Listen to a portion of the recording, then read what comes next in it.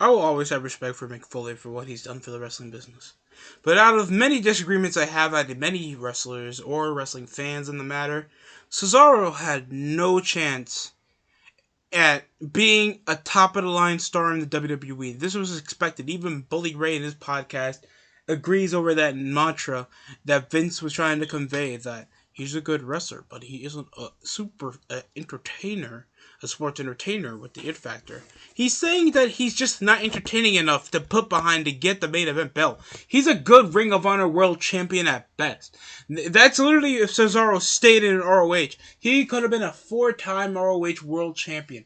That's about it. He could be nice going over to Japan, All Japan, ROH, AEW, possibly WWE. Be like, they snubbed Cesaro. They could have made him a world champion when we literally give him all the opportunities there could be. Many tag title reigns, many pushes with managers like, Dutch Mantel and fucking Paul Heyman, guys that manage guys that are now main eventers or at least won the world title before, like Jack Swagger and Brock Lesnar. So you telling me you couldn't make it out of a guy that can deadlift the Great Khali and deadlift Mark Henry, probably outpower, power lift John Cena if he wanted to, and with no charisma to match his physical ability, like.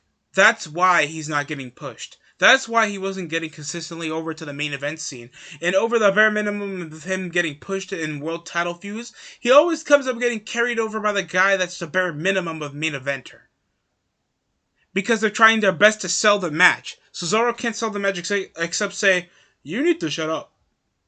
Because I can beat you. And the most we had out of his personality was him bitching that he got drafted later in the later rounds of the WWE draft when it doesn't fucking matter. And you get changed to different brands systematically. And Mick Foley comes around here whining and always in the liberal, smart, baby bitch, defending guys that he possibly doesn't even know that much personally, just to pick over a side so he can be with the wrestling fan base. And he probably says, it's a different time, we don't have to wrestle the way they are, but the way guys are still doing kicks, or doing stiff moves, or doing moves that might give them a lesser chance at living a long life than how we were 20 years ago, I'm really not setting a good example, aren't I? Are you serious, bro?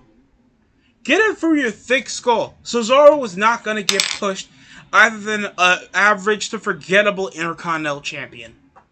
He's just if Dean Malenko had a main event build with no personality, like David Beckham with the straitjacket, he just has nothing going for him.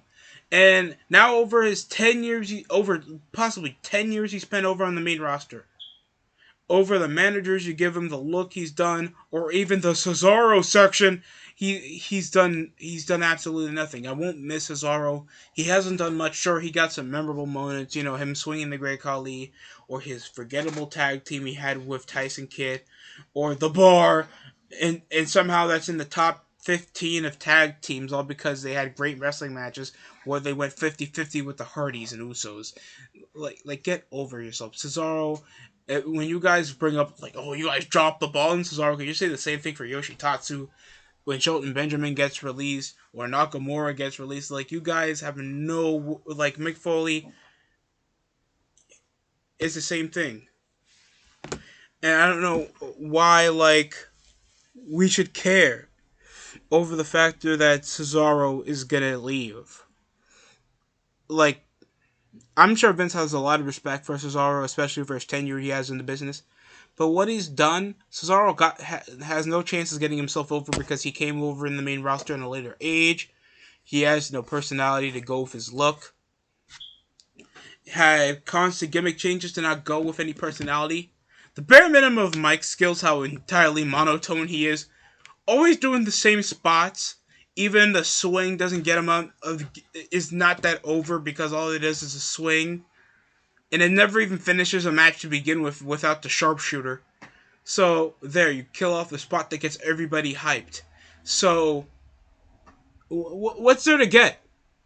Sure, if he goes to AEW, he can have good matches with Malachi Black, Kenny Omega, but it's just not. It's just going to be the same criteria because Cesaro just is not that much of a star, and it's perfectly fine. The guy's just not meant to be a main eventer. And if it wasn't that explained, you had 10 years to see so. And guess what? He couldn't even make it out of it. Even Kofi Kingston was world champion. Honestly. And even though Kofi Kingston sucked as a WWE champion, he's one of the reasons why WWE makes the money they can be, because the New Day are the most profitable. At least one of them were meant to be world champions, I guess.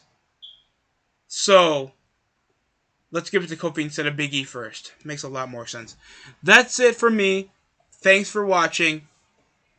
Thanks for watching the DST show.